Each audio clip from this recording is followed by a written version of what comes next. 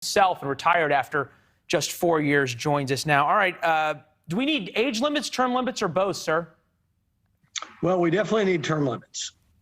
I mean, Senator Grassley is a great American and a great patriot, but he's been there a long time. There are 340 million Americans. I'm sure that there's a lot of people that could serve our country well, not to take anything away from him, but term limits are what I think the founders envisioned, okay? They envisioned the servant leader comes off of his farm or his business, serve for a while, and go back to it, not a career as a professional politician. Is the reason, and you're a student of history from Georgetown University, among other places, written on history as well, is the reason the founders didn't put in term limits is because they couldn't imagine the idea of a professional political class, or they didn't think it was going to happen? What's the reasoning? I don't think they would have ever imagined that anyone would want to leave their entire life behind to go serve in the public realm forever. And they just wasn't considered part of their ethos. I mean, they had to beg Jefferson to come back off his farm. Adams did several different jobs, but didn't do the same jobs. And I don't think anybody would have imagined that they would find entrenched politicians or the so-called political class. Since we fought a revolution, they fought a revolution, quite frankly, to get rid of a political class in England. You're a businessman in addition to former congressman and former ambassador. If 86% of your customers want something, why is it that congressional leadership seems so opposed to giving it to them?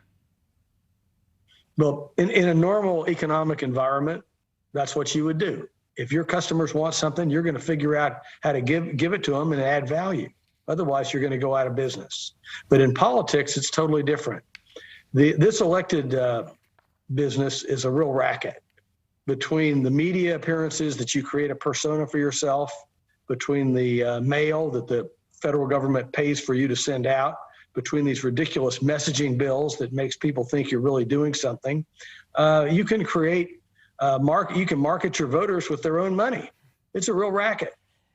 You know, it's interesting. You think about it, it's not just Republicans that you've talked about, or Chairman Grassley, but on the Democratic side, the combined age of the top three Democrats in the House, Pelosi, Hoyer, and Clyburn, 244 years old, which is as old as Congress itself.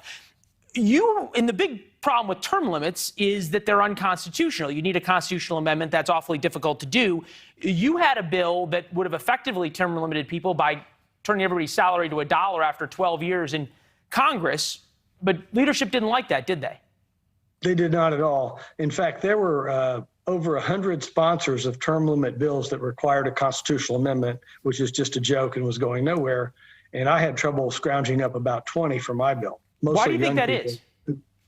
Well, because they want to stay there. Look at all the people that have renounced their term limits pledge after they've been there 6 or 8 years.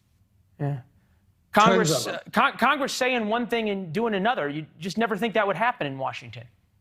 Well, you think some guy that grew up in rural eastern Oklahoma or southern Missouri lives in D.C. for 8 or 10 years, wants to go back there and pick strawberries? Yeah, that's a good point. It's a very good point. Mr. Ambassador, it's always good to see you, sir. My best to your wife. Thank you, Leland. Look forward to seeing you. Yeah, thanks for taking the time on a Friday night. Booster shots were denied by the FDA.